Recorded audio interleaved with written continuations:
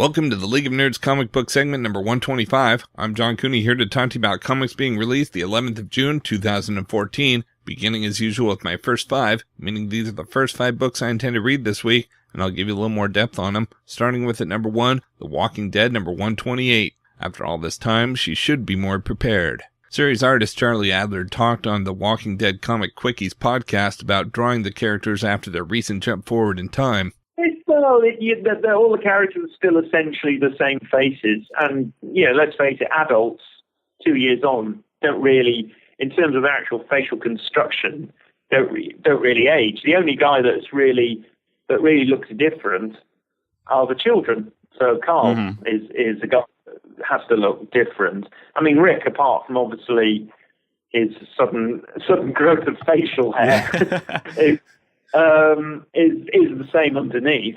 So it's just a matter of applying, a different look to the same face, and it's the same with the rest of them, apart from Carl and a couple of obviously the other children that might have appeared in the book previously. They're the only ones that are changing, and they're the only ones that I'm sort of, for the sake of argument, getting used to drawing.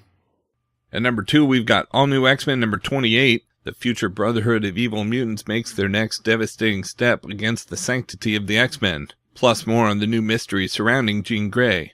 Series writer Brian Michael Bendis shared more about Jean. Quote, Jean is going to be manifesting new powers as the Brotherhood from the future attack the Xavier School, so both the Uncanny X-Men and All New X-Men will star in the book for the next few issues. People have been looking for them to have a lot of face time together, so they're going to attack the school and both teams are going to have to deal with the Xavier School. The nice thing too is that I'm going to have time to show how the Brotherhood came together. A lot of people had questions about the Brotherhood after Battle of the Atom that I guess we just didn't have the pages for. Now I can show you where Xavier came from, where Reyes came from, and get a good sense of these new characters and what is driving them. So that I'm pretty excited about, and it will all be drawn by Stuart Eminem, close quote.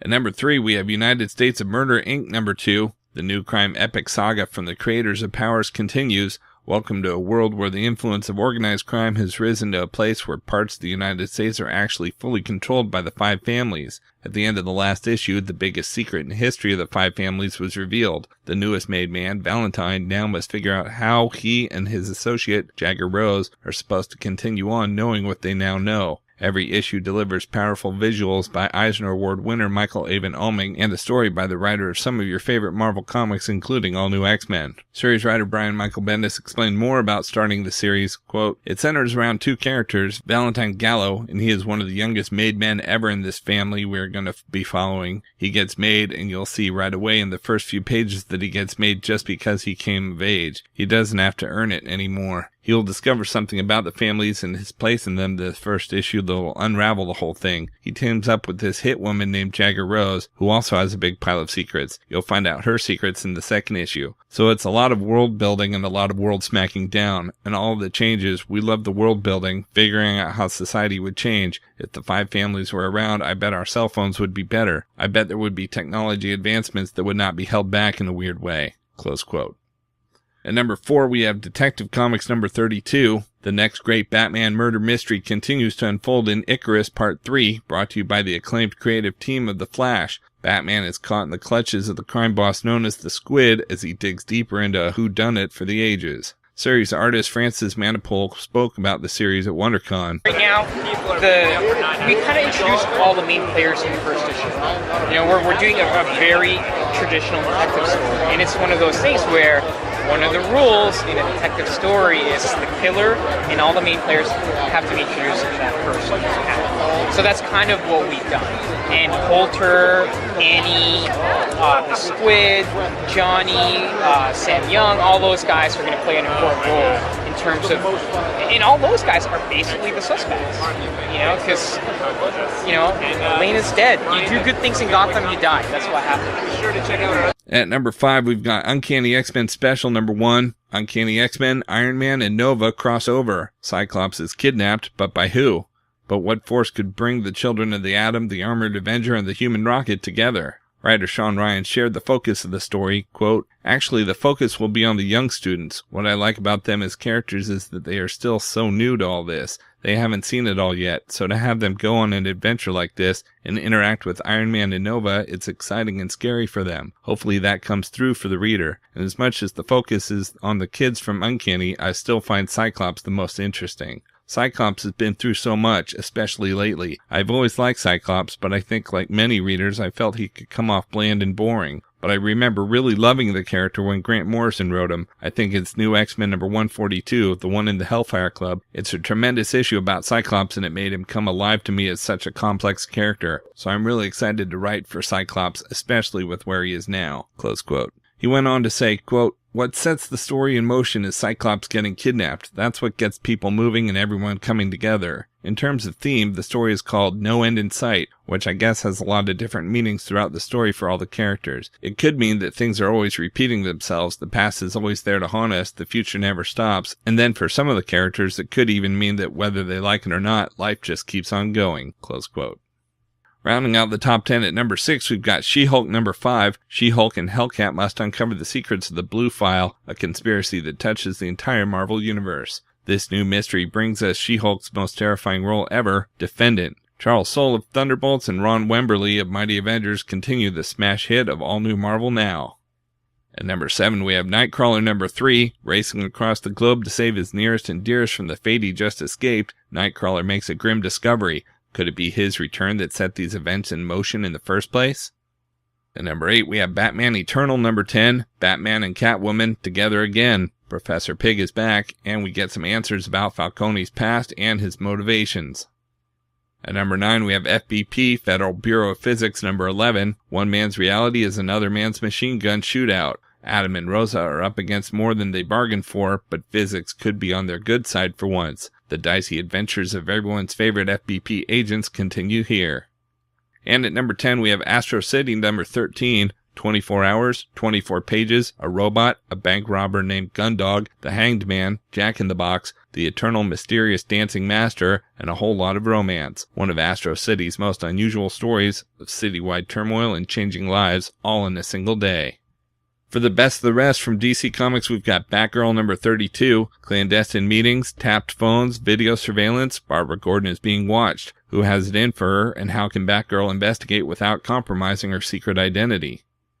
Next, we have Infinity Man and the Forever People number 1. 4 of the best students from New Genesis arrive on Earth to study and aid in the advancement of humanity, but they soon discover a darker purpose to their mission, a threat so great that it may bring the multiverse itself to its knees. The only thing that stands between them and total destruction is the mysterious entity known as the Infinity Man. Don't miss the start of this new series by Dan Didio and Keith Giffen, the team that brought you the over-the-top adventures of OMAC. We've also got Justice League United number 2. It's all-out battle as Hawkman has a showdown with Lobo as the League is teleported to Ron to face the shape-changing alien called Bythe. This looks like a job for Supergirl. Next, we have Legends of the Dark Knight 100-page super spectacular number 3. In The Beautiful Ugly, when Batman arrives on the scene to discover the final verdict in the case Two-Face argued against local gangs, will anyone go home happy? Then when Clayface gives Batman the slip and break the mold, the Dark Knight detective is hot on his trail, and Batman and Robin face an old foe at the Gotham Science Museum and ponder elements of crime. Plus, in The Echo of Pearls, young Bruce Wayne discovers a cave that sets echoes reverberating throughout his life. We've also got New 52 Future's End number 6. Ray Palmer, Frankenstein, and Amethyst take a dangerous journey into the Phantom Zone, and Batman Beyond's mission could be over before it begins when someone discovers his arrival 5 years from now. And we have Superman Wonder Woman number 9. Superman Doomed continues with Enemy of the State. As things get more dire on Earth for him, the Man of Steel may have to go into exile in space. But the self-proclaimed protectors of Sector 2814, the Red Lanterns, don't want him there either. Don't miss this deadly face-off between Kal and Kara. From Marvel Comics, we've got All New Ultimates number 3. From the creators of the hit comic Copra, Miles Morales, the Ultimate Spider-Man, Cloak and Dagger, Bombshell, Black Widow, Kitty Pryde. The next generation of Ultimates is here, but are they in over their heads? They've fought Galactus, but can they survive superpowered street gangs and a psycho trying to clean up the streets?